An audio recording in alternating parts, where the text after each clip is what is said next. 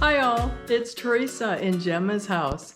I'm just sitting here admiring this quilt that I made a couple years ago. It's so different than other quilts I have made for myself, both in the pattern and the color combination too. Luckily, I did have pillow shams that matched it really nicely. And you know, I don't know where this pattern came from, but I do remember I saw a quilt on Facebook. I don't think it was someone's post. So if anyone has seen this pattern online, can you please let me know in the comments where it was? Because I would really like to give credit to the person whose pattern this is. But I'm pretty sure it was a Facebook ad. It was a company. And I took inspiration from it. I used totally different colors, and I changed the scale of the different components in the pattern too. I have done this a few times, taking inspiration from a pattern that I've seen in someone's post or on a picture, and I never use patterns.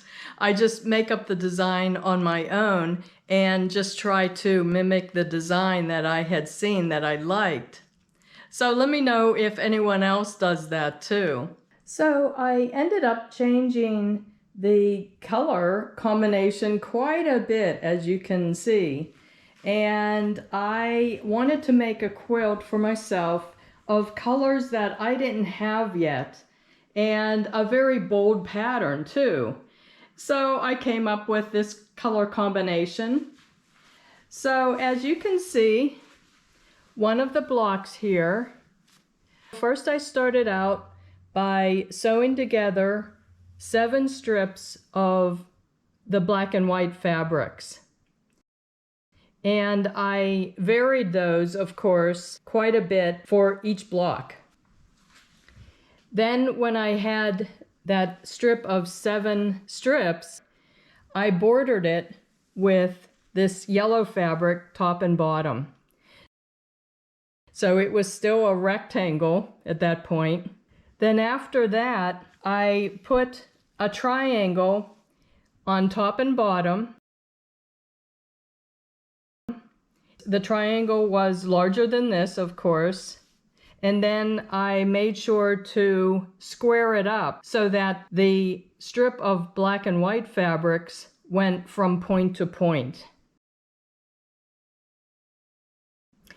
And then I started sewing all of them together in rows. And it grew row by row.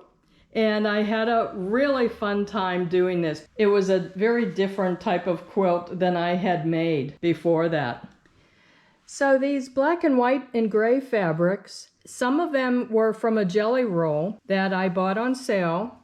And the reason I think it was on sale is because some of the patterns in that jelly roll had this metallic ink on it.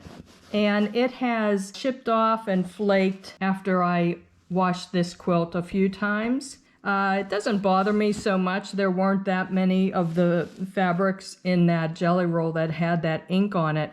There were just a few. So that's probably why it was on sale. And then some of these other black and white fabrics were fat quarters.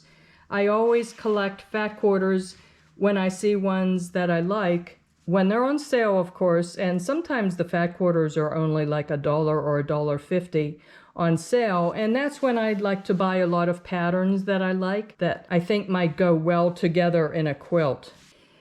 And what I also decided to do as I was planning this out, before I started sewing anything together, for the strip of black and white and gray fabrics that I put together, there were 7 of them, and I started off with a lighter fabric and ended up with a lighter fabric. And then the second fabric and the 6th fabric in that sequence of 7 were more of a darker pattern, because when I sewed all this together, then I wanted the middle part to be the lighter fabrics bordered by darker fabrics. And again, that's not consistent throughout the entire quilt, but consistent enough that it gives that look. I also love the backing on this quilt. It's all flannel, and of course I bought it as remnant pieces, which is the reason why there wasn't enough of the bird flannel. So I just pieced it with other flannel fabrics that I was able to buy on sale. That went with the bird fabric really well. And the way I quilted this, I had to put this quilt up on a couple higher tables and stand while I was quilting this, because at the time I was having some shoulder pain, and that position, just standing and quilting, was easier for me. So I just quilted it along straight lines. No free motion quilting on this one. So maybe you can see it better on the back here, how I just quilted it in straight lines around each of these blocks. And then I just quilted in straight lines in the middle strip. Just to keep everything together. And of course, Gemma really seemed to take to this quilt right after I made it too. She likes all of my quilts, of course, but this one, for some reason, I think she really liked it.